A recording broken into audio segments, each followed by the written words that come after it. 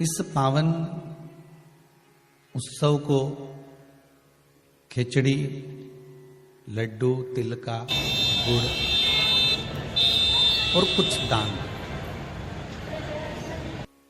और उसमें भी सबसे मूल दान है भगवान की भक्ति का दान, अर्थात भगवान के भजन का दान, स्मरण का दान। आप दान करो, मना नहीं है, परंतु ये प्लास्टिक की चाय की चलनी और आटा छानने की चलनी और प्लास्टिक के बर्तन और ये सब चीजें दान करना करो, आपका मन हो तो, हमारे की तरफ से कोई मना नहीं हो, पर सबसे बड़ा दान है भगवान के भक्ति का, भजन का दान, भगवान का भजन का दान।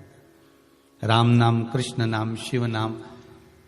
प्रयास करिए मकर राशि के अंतर्गत जब सूर्य प्रवेश करे और आप जब मकर का स्नान करें और मकर संक्रांति पर्व का जब आप स्नान करें तो भगवान की अविरल भक्ति आपके भीतर समाहित हो। भगवान की अविरल भक्ति आपको प्राप्त हो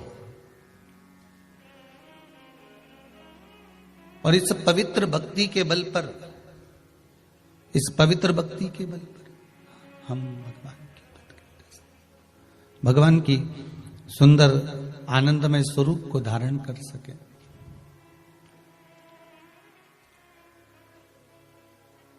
महाराज, आज सुंदर पुत्रदा एकादशी भी है। आप सभी को बाबा देव अधिदेव महादेव की इस सुंदर आनंदमय पुत्रदा एकादशी के लिए भी बहुत बहुत साधुवाद, बधाइयां। अपने जीवन को सार्थक बनाने का प्रयास करिए, भगवान की भक्ति में डूबने का प्रयास करिए और जितना बन सके उतना भगवान की भक्ति में डूबने का प्रयास करिए। मंगल परिवार, गुप्ता परिवार, ऑस्ट्रेलिया का शर्मा परिवार, अगर ये पावन मानसरोवर शिव महापुराण की कथा को करवा रहा है तो आपके भीतर ये भाव प्रकट होना चाहिए कि आप इस पावन कथा को सुनने के बाद आपके भीतर ये भाव प्रकट हो कि हम भगवान शंकर के कृपा पात्र होकर भगवान शिव की गंगा स्नान, यमुना स्नान, कुंड का स्नान, सरयू का स्नान, मानसरोवर का स्नान हम अपने भाव से कर रहे हैं, हम अपने दिल से कर रहे हैं। आवाज पकड़ रहा है, अपने मन से कर रहे हैं।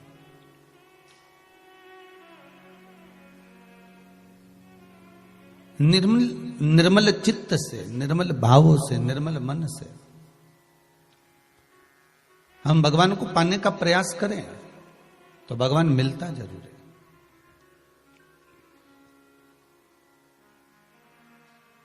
आज रानी लक्ष्मी झांक रही है, हमने वर दे दिया है कि लक्ष्मी का एक नाम गुप्त लक्ष्मी रहेगा, ये छुपी रहेगी। और आज मकर संक्रांति के दिन नारायण और शिव का दर्शन इस लक्ष्मी ने करा है, पर जो गुप्त लक्ष्मी का दान दे देगा उसके घर में कभी कोई बड़ी बीमारी प्रवेश नहीं करेगी। कैंसर जैसा रोग, किडनी और लीवर का रोग नहीं हो सकता। आज भी नियम है कि मकर संक्रांति के दिन एक लड्डू बनाया जाता है गुड़ और तिल्ली का, उसमें 1 का सिक्का, 2 का सिक्का या कोई लक्ष्मी उसमें फंसा दी जाती है और लड्डू को पैक कर कर किसी मंदिर में दान दे दिया जाता है। उसको कहते हैं गुप्त लक्ष्मी, जिससे घर में कोई बड़ी बीमारी प्रवेश न हो। वो केवल मकर संक्रांति को ही होता है। मकर संक्रांति का जो दिवस है वो कोई साधारण नहीं। आप लोग दान करते हो मकर संक्रांति पे? कितनी चीजें दान करते हो? और सुहागन माताओं को देते हो ना? क्या देते, कितने देते हो? 13, 14 कितने हैं? 14। कौन से पुराण में लिखा है कि 14 चीज देना चाहिए?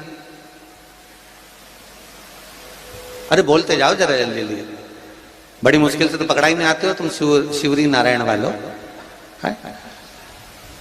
14 चीजें दान देना है। किस पुराण में लिखा है? कोई तुमसे पूछ सकता है तो महाराज आप कह सकते हो अग्नि पुराण में वर्णन आता है। कौन से पुराण में लिखा है? अग्नि पुराण में लिखा। देवऋषि नारद भगवान विष्णु के पास जाकर पूछते हैं, नारायण कृपा करिए। भगवान विष्णु ने पूछा क्या बात है, बोलिए देवऋषि नारद क्या चाहते हैं? चाहते क्या हो वो बताओ महाराज, हमें इतना सा बता दो। शिव जी के यहां जाते हैं तो पहले उनके द्वारपाल से पूछना पड़ता है अंदर जाने के लिए। ब्रह्मा जी के यहां जाते हैं तो ब्रह्मा जी के द्वारपाल से पूछना पड़ता है। इंद्र के यहां जाते हैं तो इंद्र के द्वारपाल से पूछना पड़ता है।